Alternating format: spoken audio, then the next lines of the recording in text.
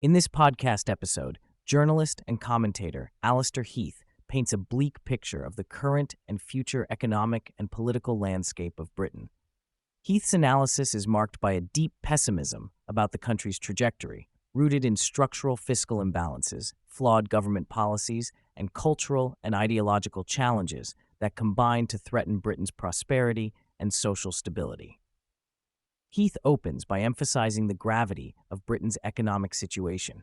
He observes that public spending is on an unsustainable upward path due to commitments to the National Health Service, welfare benefits, and the state pension.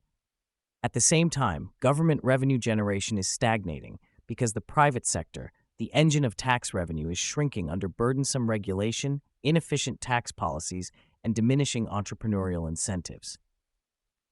This mismatch, Heath warns, is a direct path to a form of national bankruptcy or fiscal crisis, where the government must borrow more just to pay interest on its growing debt, with some estimates indicating that more than 80% of new borrowing goes towards servicing existing debt.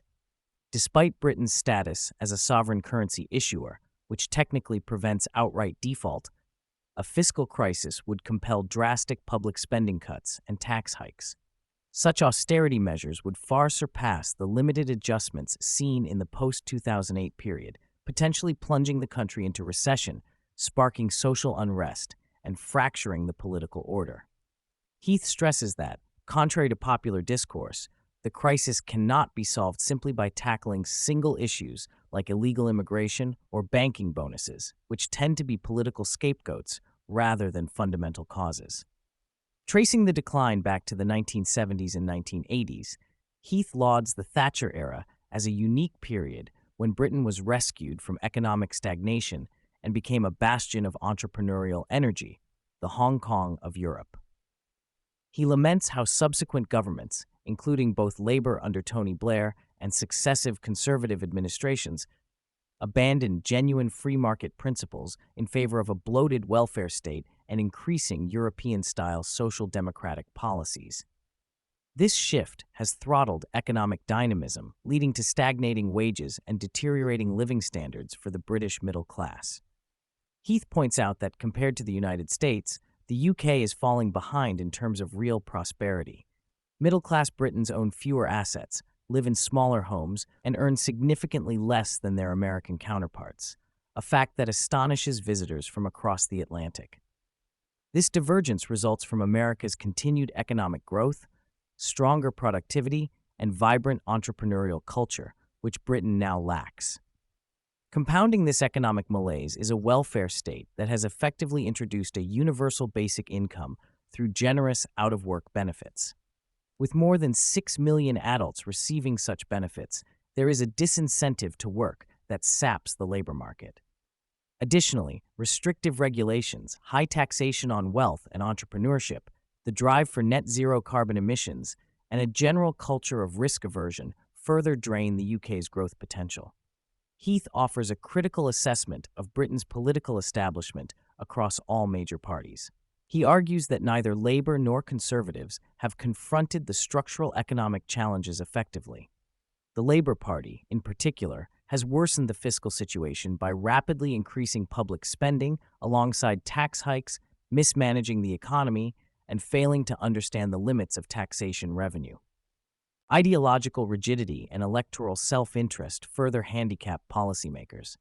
Spending cuts are politically toxic, especially within Labour's voting base, which disproportionately benefits from the welfare system. This dynamic creates a toxic fiscal arithmetic where too many people consume more from the state than they contribute, forcing continuous expansion of public services and borrowing. Heath asserts that the ruling class operates either from defeatism or fundamental misunderstanding of economics and governance, blocking needed reforms. On the political right, reforms have been slow, and the Conservative Party remains internally fractured along ideological lines, divided between traditional free market conservatives, careerist centrists, and socially liberal elements.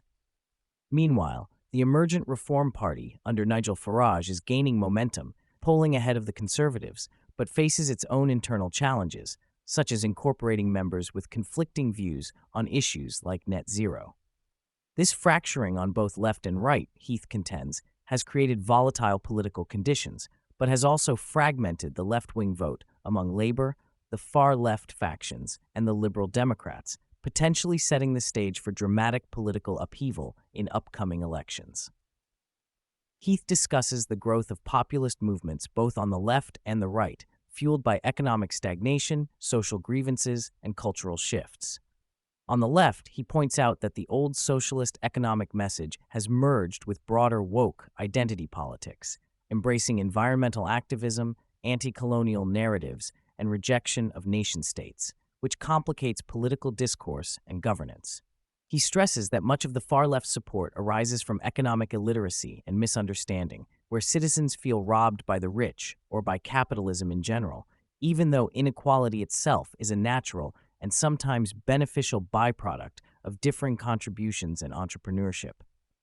What Heath identifies as harmful is artificial inequality, created by flawed policies, welfare traps, poor education systems, and overreaching central bank interventions that distort markets and housing affordability.